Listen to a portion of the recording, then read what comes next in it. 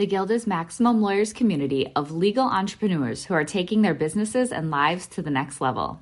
As a Guild member, you'll build relationships, be held accountable, and learn strategies specifically designed to get you unstuck and accelerate your plan for growth. Members are also granted exclusive access to masterminds hosted around the country. Our next event is coming up, and we're heading to Scottsdale, Arizona. There's something truly magical about the power of these in-person connections where real-time breakthroughs happen. Picture this. You're surrounded by like-minded law firm owners tackling your business and mindset challenges together. The energy is electric, the insights are transformative, and the results are game-changing. Investing in yourself is the best decision you'll ever make. The knowledge, strategies, and breakthroughs you'll gain are priceless assets that will supercharge your practice and propel you forward. Join the Guild and secure your ticket to Scottsdale at the best possible price by visiting maxlawevents.com. Run your law firm the right way. This is the Maximum Lawyer Podcast. Your hosts, Jim Hacking and Tyson Mutrux. Let's partner up and maximize your firm. Welcome to the show. Hey, it's Jim. Happy Saturday. You've tuned in to the third episode of Maximum Intake, my back and forth with intake guru Gary Falkowitz. If you've made it this far, you must be very interested and concerned about your intake. I hope you have learned some things. I think you're going to like this episode a lot. In this episode, we're talking about the actual transition from a lawyer-centric intake to a more of an intake person intake. In other words, we are working on scripts to empower the leads team to do a lot of the filtering for us. You know, we thought that our $100 consult fee was so brilliant that that was what was going to allow our potential clients to figure out if they wanted to do business with us, and that they are going to now have the tools that they need and the questions that they need to figure out that this is a client for us or this is not a client for us. So we really sort of go into the nitty gritty where Gary's going back and forth with me about the questions that are right to ask, the questions that are too much information, or the kinds of things that are going to allow us to figure out, boom, this is a case that we want, or boom, this is a case that we don't want. And then we find the off-ramps for people where else they can go so they don't feel like we're pushing them off to the side if they're not going to do business with us, but still being able to find those nuggets, those cases that we really do want to have. So I hope you enjoy it. I hope you get a lot out of it. I hope you've enjoyed this so far. If you do, let me know. I really appreciate the comments and the feedback. I'm thinking about doing something similar on email here in the next few weeks. So I'd love to know your thoughts on this and how else we're doing. Thanks a lot and have a great rest of the weekend. So we're back with Gary Falkowitz. This is our third meeting. We've gotten into sort of an every other week, and I think, Gary, that might be a good rhythm for us instead of trying to schedule it every week. It sort of gives me enough time to sort of dig back into what we've been working on.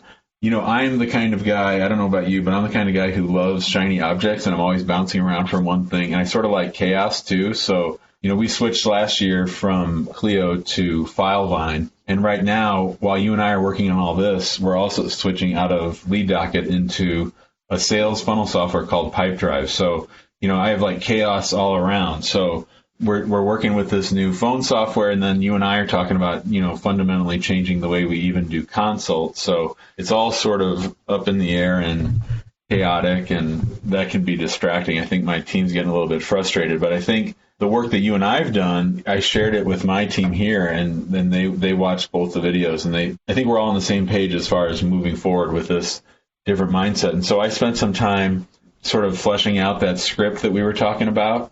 And I guess and then we can go through it, but I guess just as a preview, the one thing that we're sort of wondering about is something that you and I were wondering about, is that gave me a chance to pull up, let me share my screen, sort of what we're working on, and I can walk you through where I think the big team question is. So can you see that script again? It looks sort of it has the Christmassy colors going now. Can you see that? Yep, I see it. Yep. All right, cool.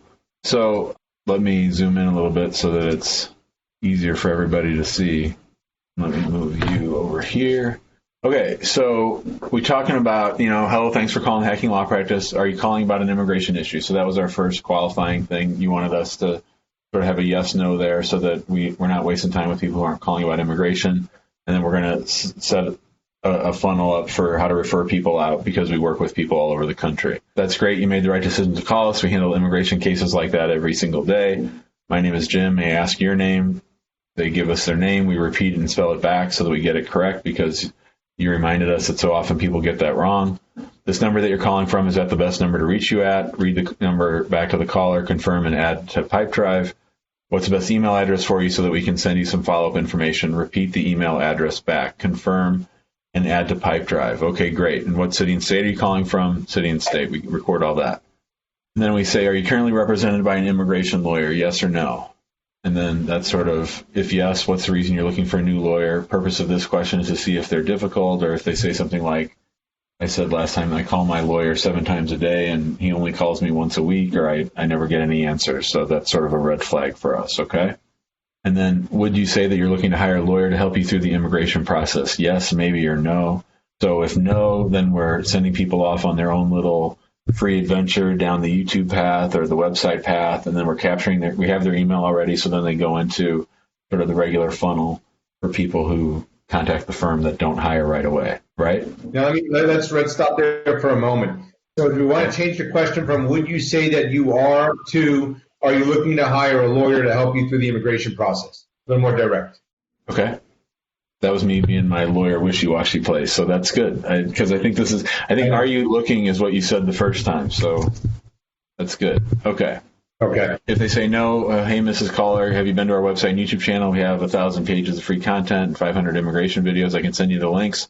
I can also take down a little bit about your case and share it with someone on our team who will reach out to you if we think we can help you. Now, I think I understand that last sentence, but maybe it might be helpful for the people watching this. Why do you think that last sentence is important?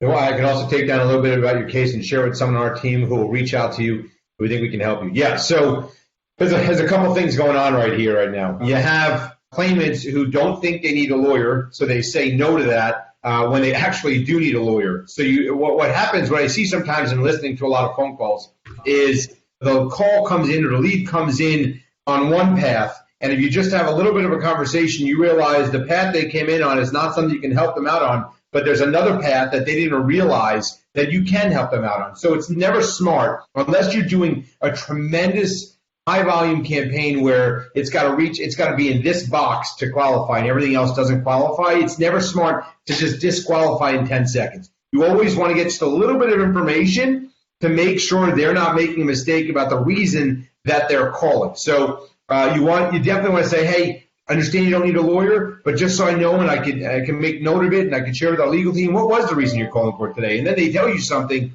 and your team has to be prepared to be like, well, wait a second, Mrs. Jones, you actually may need a lawyer for that. Did you know that ABC? And they might go, no, I didn't realize that. And boom, you just created a case. That's the first reason. The second reason is it's about creating a relationship with the claimant. So if you're going to be what can come across as disrespectful without even asking why they're calling, then you just may have lost not only that potential claimant for the future, but all people that person knows and speaks with if they ever need a lawyer. So you always want to make sure they understand that you're still listening, and then you want to be honest. If after you hear there, and don't let them go off on this long tangent about why they're calling. Try to keep it to a minute or two. But if you can't help, do not keep them on. Don't tell them, hey, it's something maybe we can help you out. If you can't help, you can tell me, unfortunately, it's not something we think we can assist you with at this moment. We think if you want, you can go to our website, or we think you should go call this company or whatever it is. But it's really important that you don't just turn them off, because they might never recommend someone to call you in the future. Well, and I think, too, that it also reflects sort of the shift. I remember the biggest takeaway I had from your book on intake was we want to empower the intake team to do a lot of the qualifying for us instead of having the lawyers do it in the consults. And this is sort of like a safety net, so that if they make a mistake, or if they think a case isn't a case and it actually is, we still have that freedom to go back to them. And you know what? When you bring it, and I think, yes, that's exactly right. But something you didn't say that you were getting really close to saying is it also gives your intake team a little bit of comfort in that even if they make a mistake, they can still share the information that they just gathered with one of their superiors or a lawyer to ensure that they did do the right thing in pushing that claimant off. So yes, it does give comfort in it from multiple angles. All right, cool. And then so if they had said yes, we say that's terrific. Are you calling about an immigration issue for you or someone else? And I had a different path for someone else, but we just sort of cut it out to, you and I sort of cut it out to, then we get to the immigration issue. And then so the first big question is, what is their current status? So we would have like a drop down or a list for the people. These are, and we're going to have training on what all these things mean, right? So like, because we need to know what's their immigration status that they have and what immigration status do they want. Those are sort of the two main ways that we can tell if we're going to be able to help them. So, and I've tried to put it in the link. Now, let me ask you something, Jim. Yeah. Sorry, I'm sorry for interrupting. Do you believe that list of 12 or so or 10 or so options takes up 90+% of the statuses? I think it's really close to 100. There's very, very few people that could be in the United States other than U.S. citizens and not be on that list. Great. I've tried to use language that the callers use. I've tried to use language that I tried not to use the lawyer terms. I tried to use the phrases that people say, or most people know how to characterize their own immigration status. They know how to articulate that either with the name of the visa that they have or the type of visa. So like they might say I'm on an H-1B, or they might say I have an employment visa, or they might say I'm on a visit visa, or I have a B1, B2. So I tried to put it right there, and we'll probably do a little bit of training for the intake people of each of those things so that they understand what to listen for. That's exactly right. I was going to say that it's going to be very important that they will know that there might be other words being used that fall into one of those categories. Cool. And then, so basically with immigration, Gary, I'm sure you know this, it's sort of like a ladder, like you move up the ladder. Like you can be on a student visa, then you get a work visa, then you get a green card, and then you get an H-1B. So this next list is sort of all the kinds of cases that we handle, and it covers most of the next steps for the people that were in the prior list, from going from that to that, from that to that. And maybe, now that I think about it, maybe a nice thing to do would be sort of, if I could do a visual chart for the intake people, if you have this, that's probably what you need. If you have this, that's probably where you're headed.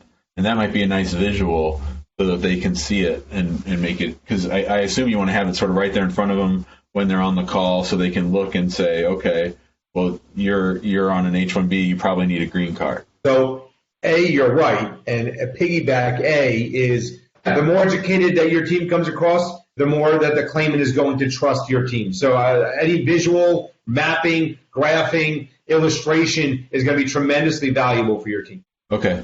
All right. So for these first three categories, these are kind of cases that we handle. So one thing that I have a lot of times where I soothe immigration in federal court to get immigration cases moving. So that can be for people in all different kinds of those categories. But other than that, it's all moving up that ladder plus deportation. So I try to put them in order of how frequently people call about these things so that, it's sort of in that sort of workflow. But again, I guess we'll have to train everybody on these are the kind of cases, the blue ones are the kinds we can handle, and the black ones are the kinds that we don't handle. Do you have anything after that question? Because I'm going to call that a disqualifier, right? For every script that any law firm use, you're going to have qualifiers, disqualifiers, and you can have information gathering, right? And just because there are viewers right now that may not be immigration lawyers and just want to get one tidbit that is universal throughout our industry, it's the following, and it's a big hole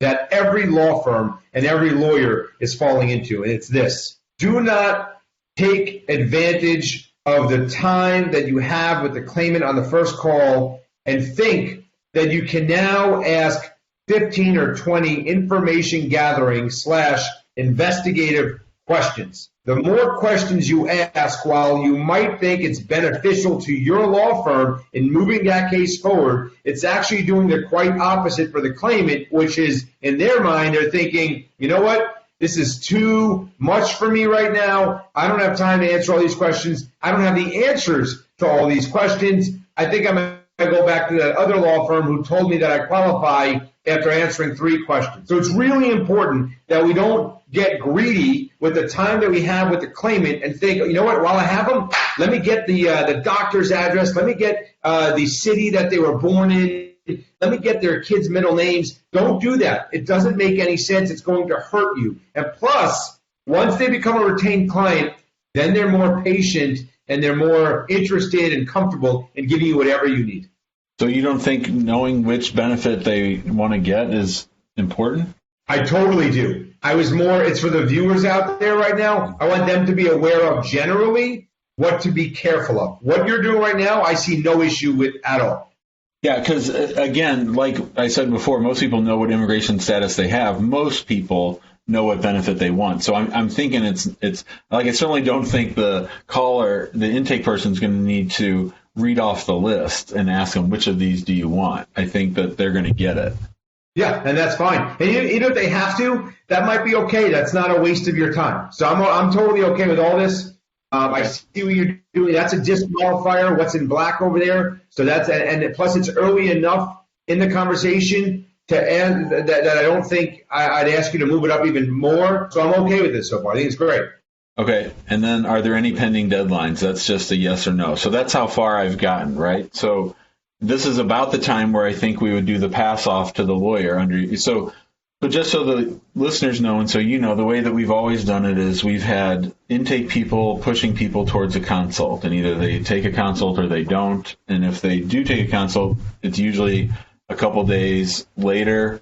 They pay $100 for it, and they get 25 minutes with the lawyer. And so, you know, I had a consult this morning with someone from New York, and I was just answering questions about a form that they're going to file on their own. So it was a total waste of my time, right?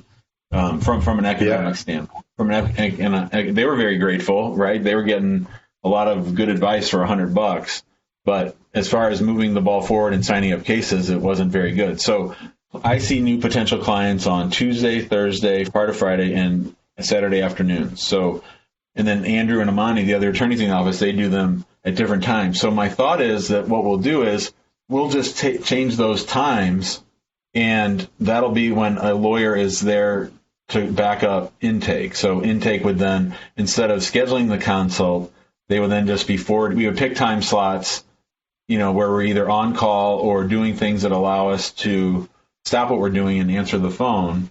Like I could be working on a brief and I could be the one on call and I can stop and answer the questions, you know, if they've been qualified. So I think this is about that time where we would pass them off. Is that what you were thinking?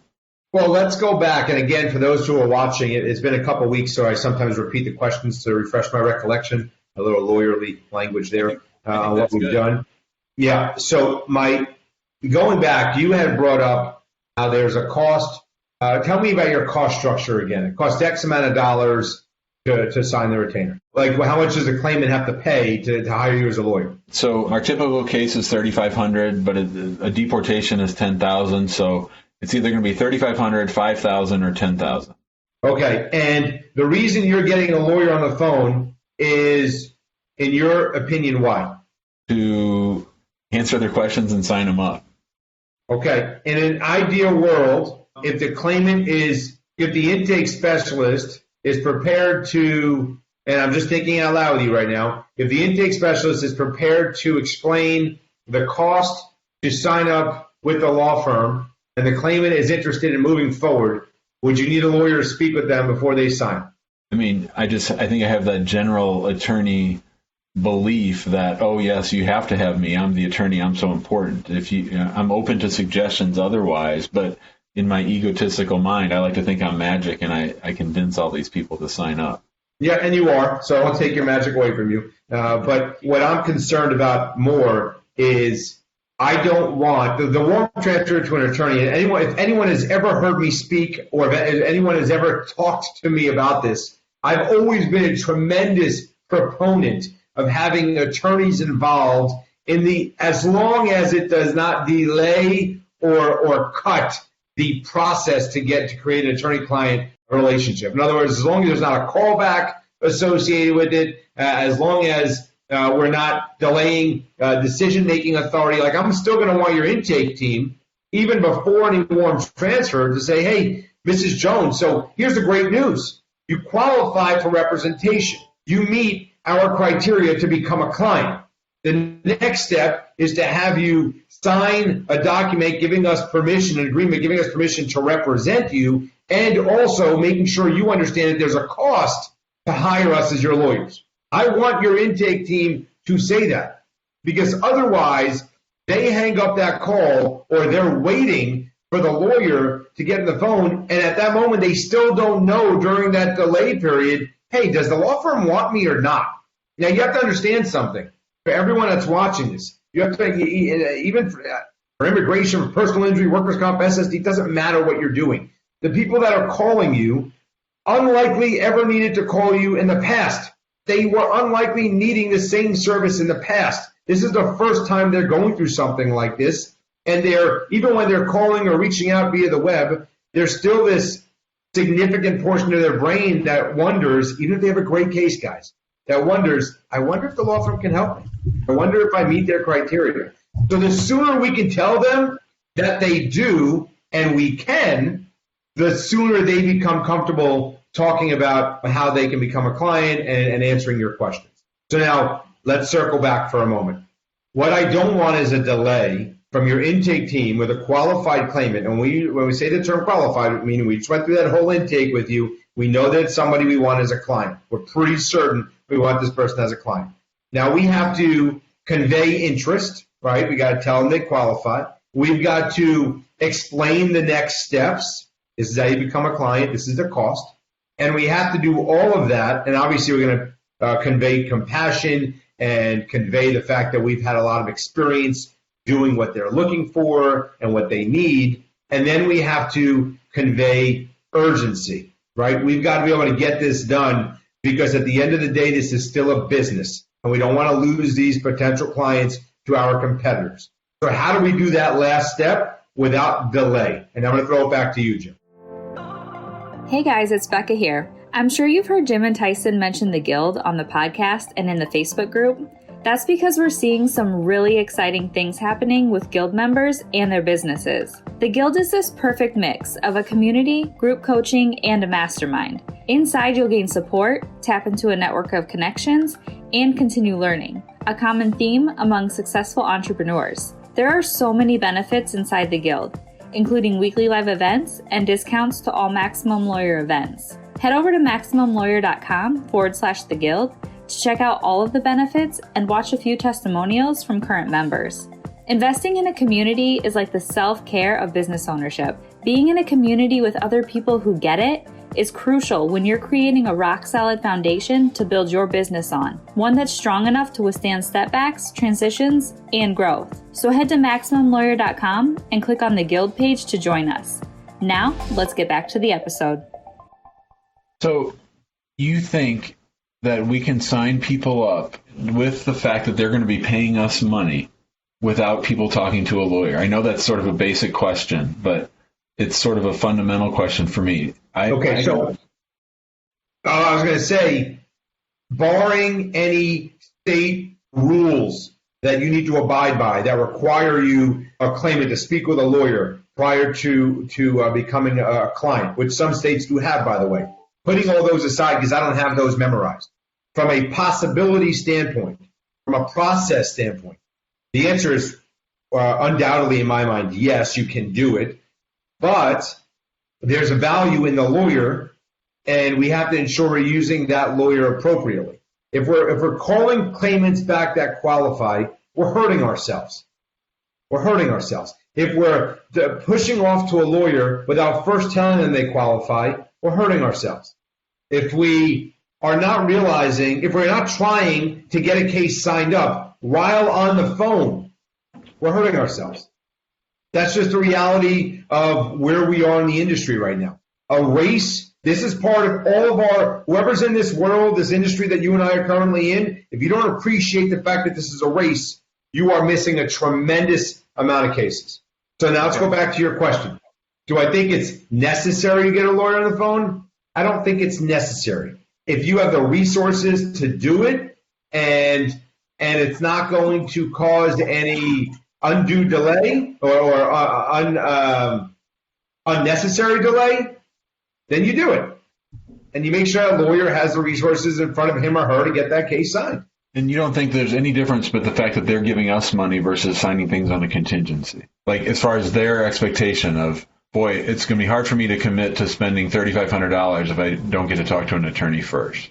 I think the answer is how educated and how convincing is your team going to be in explaining the value of what you're providing, of your resource, right? So if you tell somebody how much experience you have, this is how much it costs. At the end of the day, it's just a product that you're selling. I understand there's magic, Jim, and I understand that, the magician that you are. But at the end of the day, you're just selling a legal product. And they are likely, because no one's doing immigration, I assume, on contingency fee, and they're realizing that by going online and looking at other lawyers, they're not going to be completely surprised. But here's the best part. Go one step at a time here. Have your intake team get comfortable with qualifying and explaining the next steps. Let them get a sense and feel on what the reaction is from the claimants, and then we'll transfer that call over to a lawyer. And then after a week or two, ask your intake team, hey, so I see here we qualified 100 people that we want transferred. What's your sense on when you told them the cost and you told them the next steps? Were they eager to get started, or were they hesitant and needed to speak to a lawyer? And maybe for each call that they take, they should start creating a little checkbox for themselves. And this one was eager, this one was hesitant, this one didn't want to do anything at all. And you get a better sense, because if you can get to a point where you can sign these certain cases up without needing to find a lawyer, that's only a plus for you. Well, so that brings up the question of where I got stuck when I was finishing up the script, and that is you and I were sort of bouncing back and forth. Do we have the intake people talk about the cost, or do we have the lawyer talk about the cost? That's where we ended up last show. So what are you thinking? What are you thinking since our last call? Well, I was still doggedly holding on to that idea that attorneys need to close the deal. So now you've got me open to the possibility, at least, and maybe it's not an all or nothing thing. Maybe certain cases go to lawyers and certain cases stay with, and even that's a win, right? Even that's a win. And I also like the idea of what you just said as far as, doing it in phases, getting everybody comfortable with the idea of pitching it, and then, warm transfer. And then after that, just see what we can start pushing back to the salespeople.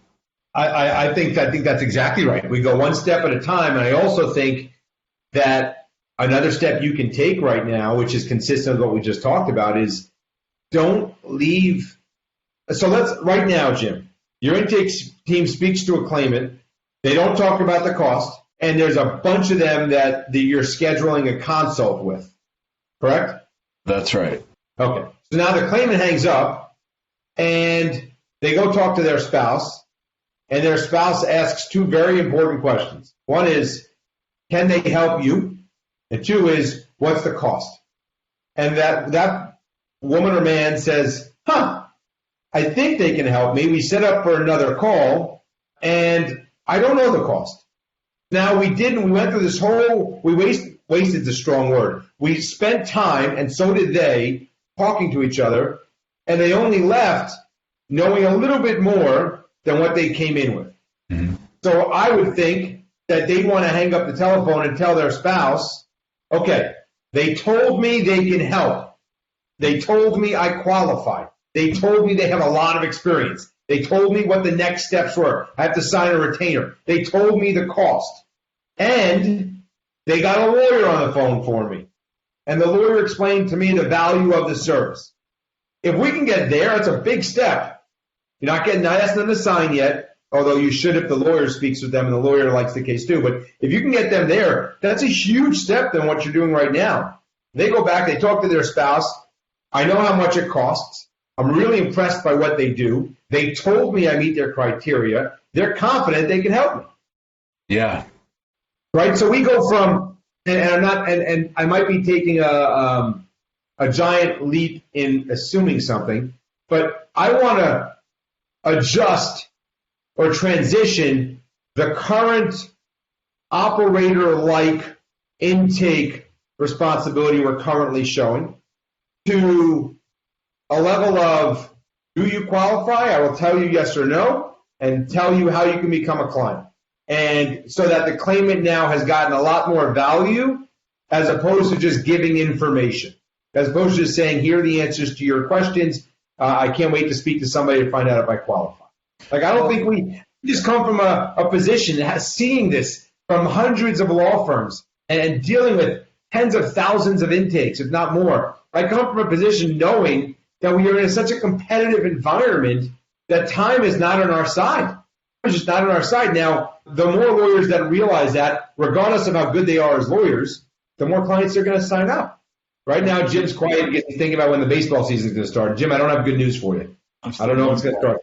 I'm still bummed about that. I was watching this great interview last night on YouTube. Stephen King and John Grisham were interviewing each other, and they're both huge baseball fans. So Stephen King's a Red Sox fan, and John Grisham grew up listening to the Cardinals on the radio down in Mississippi. And they were both bemoaning the fact that baseball hasn't started, and it's a bummer for sure. It's a big part of life. So let's go back, because I feel like I got a lot going on in your head. The goal of these calls is not for you to make some tremendous change. We got to go one step at a time. Although I do, when we talk about it, I do certainly discuss it from a standard of where I hope you will be as you start to take steps to improve, where I want the finish line, what I want the finish line to look like. We had talked about a temporary sign-up, or a sign-up that doesn't involve us getting into bed together, right? It's just like a first date sign-up. Is there a way we could work that into this, like so that they're done calling around, and then there's still some give and take on whether we actually take them on as a client? Listen, I love that. I'm glad you brought that up. That means you were considering it. So the whole point of that is to get them off they're a free agent, get them off the market, bring them in, and give you an opportunity to review this without the fear of them potentially going somewhere else. The way I look about it, if we went down that road, I think we need lawyers less immediately, because what I would envision that's almost like a contingency fee agreement, right? There's no cost. Mrs. Jones, and this comes from your intake team, this qualifies for an initial investigation. And in order for us to begin that initial investigation, just need you to sign this document giving us permission to begin this investigation as your lawyers, and then we'll investigate this case. If we can help you, there's going to be a cost associated with that, and we'll make sure you speak to the legal team and you're comfortable with that. And if we can't, we're going to let you know that as well. So if you went down that road, I would argue with you, and probably not an argument, we'd both be on the same page saying, hey, we don't need the lawyer right now for every one of these. We can train our intake team to get them to sign these electronically while on the phone with them. Yeah, I have the technology for that. I could have intake sending those agreements, those simple agreements, very quickly. And that might be, certainly it might be a nicer segue temporarily as we move from the model of lawyer heavy to intake heavy, but also it might be a nice segue just in that we're slicing down the process into smaller steps so that it's not a huge leap either for us or for them.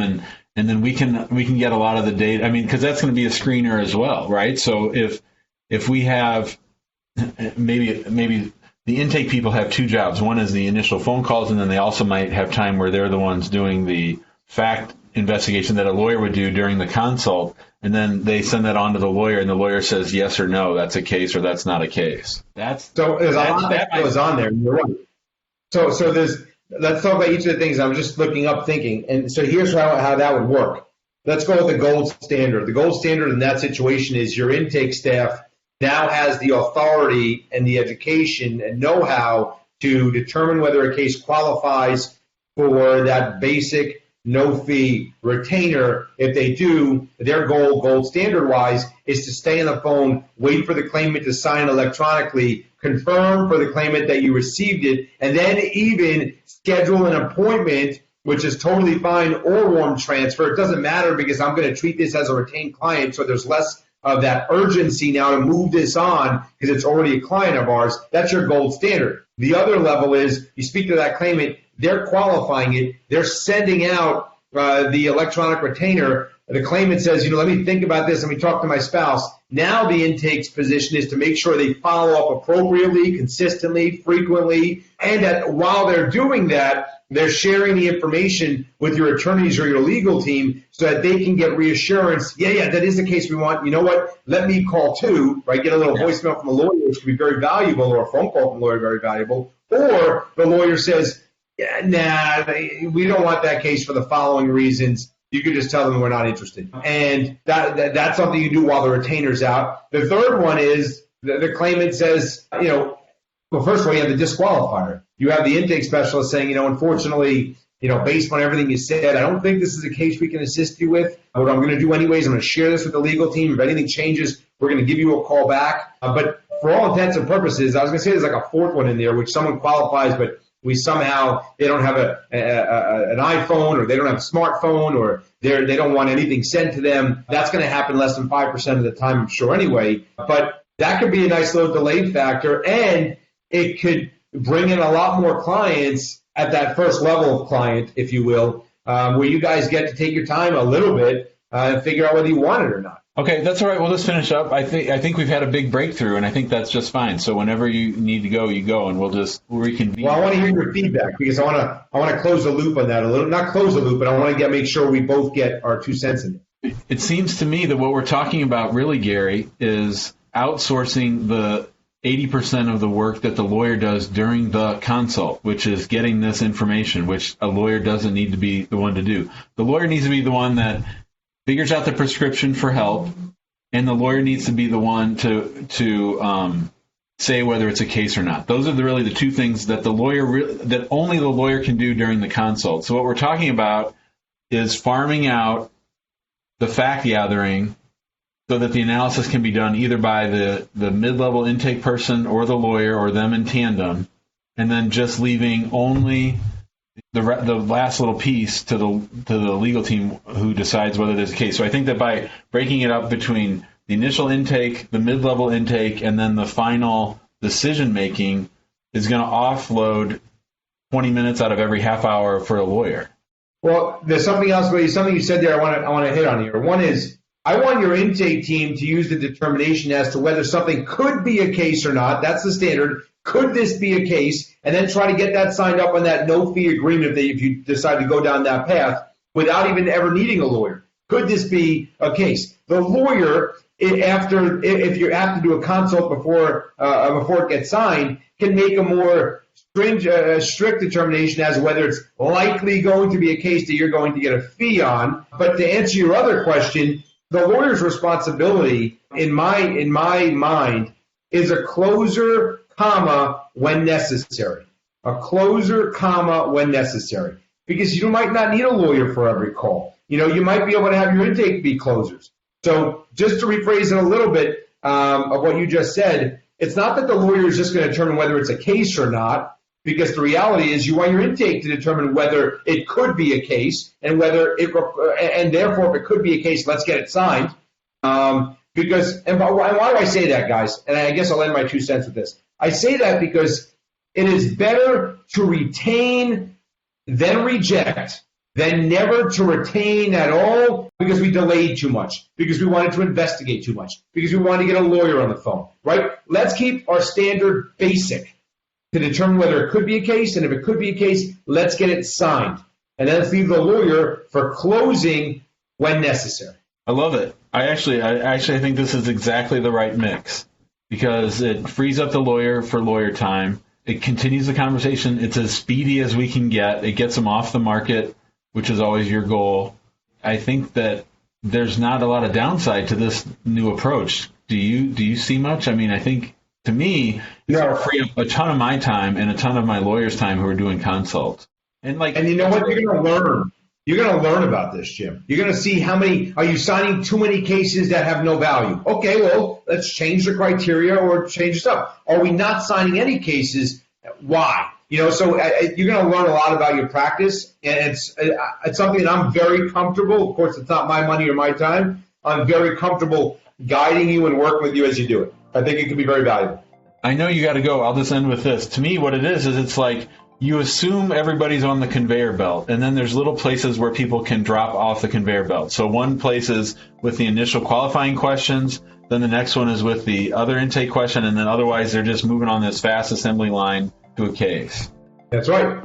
That's exactly so. And basically, right, and they come in with the assumption of it's a case. Where do they drop off to not be a case anymore? That's right.